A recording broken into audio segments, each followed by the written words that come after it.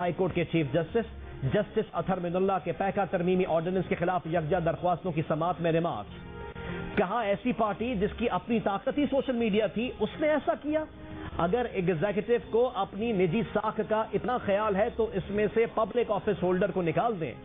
ہر public office holder کی طاقت public میں اس کی ساکھ ہوتی ہے۔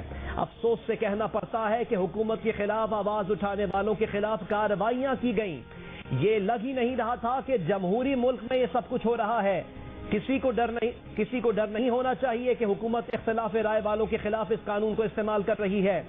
اٹارنی جنرل نے کہا کہ یہ عدالت کا اختیار ہے کہ وہ اسے غیر قانونی غیر آئینی قرار دے دے، لیکن ان کے خیال سے یہ غیر آئینی نہیں، قانون کے غلط استعمال کو دیکھنا ہے کہ اس کے کچھ سیف گارڈز ہونے چاہیے۔ میرے ذہن میں ایک پلان ہے اور وزیر اعظم سے بھی ملاقات ہوئی ہے۔